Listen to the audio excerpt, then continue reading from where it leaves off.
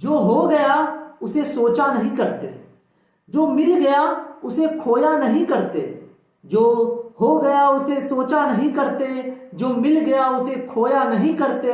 हासिल उन्हें ही होती है सफलता मेरे दोस्त, जो वक्त और हालात पे रोया नहीं करते। Welcome back to commerce club. दोस्तों, हम लोगों ने 12th का अकाउंट्स स्टार्ट किया था। अकाउंट्स में हम लोग पार्टनरशिप का ऑब्जेक्टिव देख रहे थे। उसमें हम लोगों ने पहले चैप्टर का ऑब्जेक्टिव देख रखा था। उसमें हमने टोटल 10 ऑब्जेक्टिव जो है कवर कर लिए थे। आज जो है हम लोग उसके आगे चलते हैं। तो चलिए स्टार्ट करते हैं। चलिए, ऑब्जेक्टिव नंबर है 11। In the partnership firm profit and loss are shared, यानी कि पार्टनरशिप फर्म में प्रॉफिट और लॉस का बंटवारा कैसे होता है। A equally, B in the ratio of capital, C as per agreement, D none of the. तो देखिए, मैंने ऑलरेडी बता रखा था आपको क्लास में कि पार्टनरशिप जो है वो एग्रीमेंट पे बेस्ड है, यानी कि पार्टनरशिप में जो दो पार्टनर, जो जितने भी पार्टनर हैं, उसके बीच में जो एग्रीमेंट हुआ है, जिस बात पे वो सहमत हुआ है, उसी के अकॉर्डिंग बिजनेस चलेगा। ठीक है, तो राइट आंसर क्या हो जाएगा? सी, एग्रीमेंट के अकॉर्डिंग। हाँ, अगर एग्रीमेंट ना हो, पार्टनरशिप डीड ना हो, उस केस में हम पार्टनर प्रॉफिट एंड शेयर क्या करते हैं? इक्वल बांटते हैं। तो लेकिन इस केस में पूछ क्या रहा है? In partnership firm profit and loss are shared. ये नहीं कह रहा है कि पार्टनरशिप डीड हमारे पास नहीं है। तो इस केस इसका राइट आंसर क्या हो जाएगा? C is the right answer as per agreement. चलिए, नेक्स्ट ऑब्जेक्टिव है मेरा, जो profit and loss appropriation account is prepared to. Profit और profit and loss appropriation account बनाया जाता है किस चीज के लिए? A create reserve fund, find out net profit, find out divisible profit, या डी नन ऑफ दिस। देखिए, रिजर्व के लिए तो बनाया ही नहीं जाता है। आपको इस दोनों के बीच में कंफ्यूजन हो सकता है, बी और सी के बीच में कंफ्यूजन हो सकता है। तो देखिए, हम नेट प्रॉफिट निकालने के लिए हम लोग पीएल अकाउंट बनाते हैं, पीएल अकाउंट। लेकिन डिविजिबल प्रॉफिट क्या होता है? डिविजिबल प्रॉफिट का मतलब हो गया वो प्रॉफिट जो हम क्या कहते हैं, पार्टनर्स को अब बांटने के लिए कैलकुलेट किए, यानी कि वो डायरेक्टली अब पार्टनर्स को बटेगा। तो पीएल एप्रोप्रिएशन बनाते वक्त जो प्रॉफिट निकल के आता था, उसको हम लोग कहते थे डिविजिबल प्रॉफिट।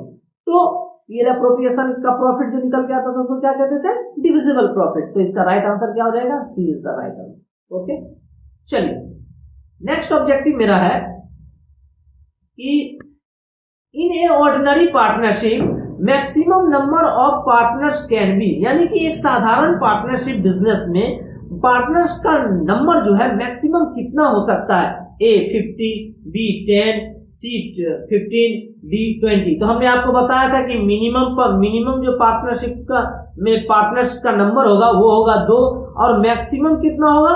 मैक्सिमम हमारा होगा 50। तो इसका राइट आंसर क्या हो गया? 13 का राइट आंसर हो गया ए। चलिए, नेक्स्ट ऑब्जेक्टिव हम लोग देखते हैं कि which of the following is an appropriation of profit, यानी कि इनमें से कौन सा एप्रोप्रिएशन ऑफ प्रॉफिट है। मैंने आपको बताया था चार्ज अगेंस्ट प्रॉफिट और एप्रोप्रिएशन ऑफ प्रॉफिट, दो चीजें हमने बताया था। चार्ज अगेंस्ट प्रॉफिट हमने बताया था कि वो खर्चे जिसको आपको पे करना ही करना है, वेदर यू अर्न प्रॉफिट और नॉट, यानी कि आप प्रॉफिट कमा रहे हैं और नहीं कमा रहे हैं मैटर नहीं करता, आपको वो पे करना ही करना है।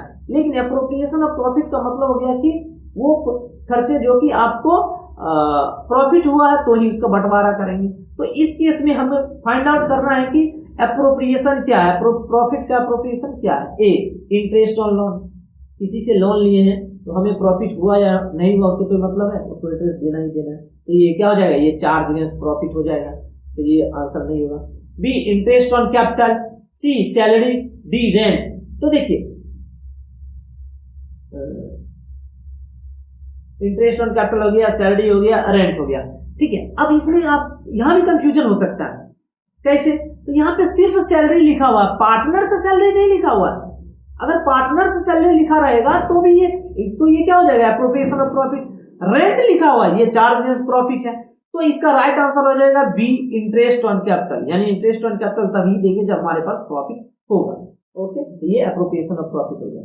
चलिए नेक्स्ट ऑब्जेक्टिव की तरफ हम लोग बढ़ते हैं। When time of withdrawal are not mentioned, interest on drawing is charged। जब हमारे पास, हमने ड्राइंग पढ़ा था, जब हमारे पास टाइम मेंशन नहीं हो गया, पता ही नहीं चल पा रहा है कि हमने मंथ के शुरुआत में निकाला, मंथ के मिड में निकाला, मंथ के एंड में निकाला या कब निकाला, विड्रॉ कब किए, तब हम उस केस में ड्राइंग का कैलकुलेशन कैसे करते हैं। तो उस केस में ड्राइंग का कैलकुलेशन कैसे करते हैं, आपको राइट जो आंसर है वो कमेंट करना है। ए में दिया हुआ ऑप्शन 6 मंथ, बी में दिया हुआ 8 मंथ, सी में 5 मंथ, डी में 12 मंथ। तो इसका राइट जो आंसर होगा वो होगा ए, यानी कि 6 मंथ के लिए हम लोग निकालते हैं। ठीक है, 16 नंबर है। 16 नंबर हमारा क्या है, When drawing are made at the end of every month of certain amount, यानी कि किसी एक मंथ में जो certain amount यानी कि कुछ फिक्स अमाउंट है, certain amount फिक्स अमाउंट, अगर हम विड्रॉ करते हैं then interest will be calculated on total drawing। ये देखिए मैंने आपको फॉर्मूला बताया था ना कि हम एवरेज पीरियड कैसे निकालते हैं। हमने बताया था ना कि एवरेज पीरियड बराबर हो गया कि जो आपने left month after first drawing, यानी जब हम फर्स्ट ड्राइंग किए उसके बाद कितना साल के कितने महीने बचे हैं। तो यहाँ पे एंड ऑफ एवरी मंथ कह रहा है, यानी कि मंथ के अंत में। तो एक मंथ तो पहला जब हम निकालेंगे उसके में तो एक मंथ तो बीत गया, उसके बाद 11 मंथ बचा, तो 11 प्लस जब हमने लास्ट ड्राइंग किया उसके बाद कितना महीना बचा साल का। तो लास्ट ड्राइंग हम कब करेंगे, लास्ट ड्राइंग तो हम करेंगे साल के एकदम लास्ट डेट को, तो उसके बाद तो एक भी मंथ बचेगा नहीं, तो वहां पे 0 हो गया और डिवाइडेड 2, जितना अमाउंट आएगा वही मेरा एवरेज पीरियड हो जाएगा।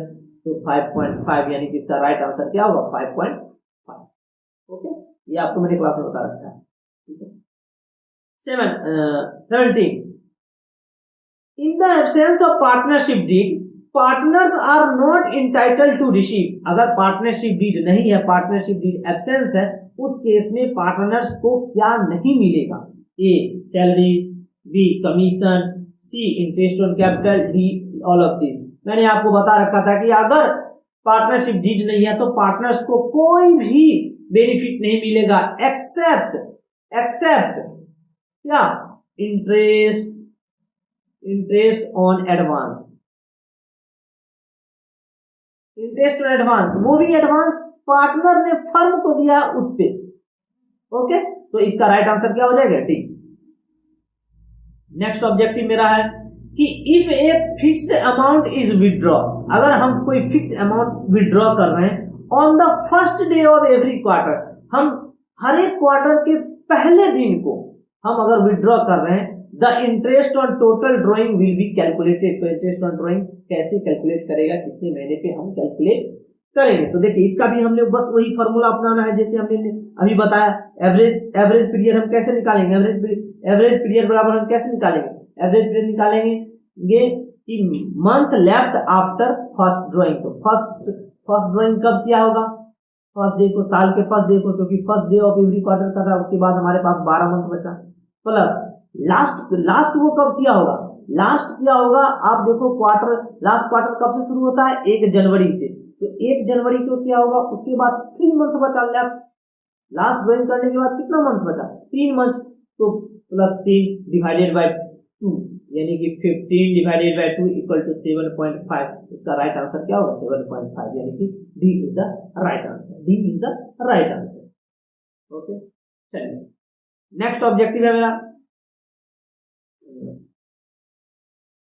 कि which account are open when the capital are fixed। जबरदस्त क्वेश्चन, ये पूछेगा ही पूछेगा, इसी तरह घुमा के पूछ ही देगा, क्योंकि इसमें ना बहुत सारे बच्चे कंफ्यूज होते हैं। तो मैंने बताया था कि पार्टनर्स का अकाउंट 2 तरीके से बनता है। पार्टनर्स का अकाउंट कैसे बनता है, 2 तरीके से, एक फिक्स कैपिटल मेथड से और एक फ्लक्चुएटिंग मेथड से।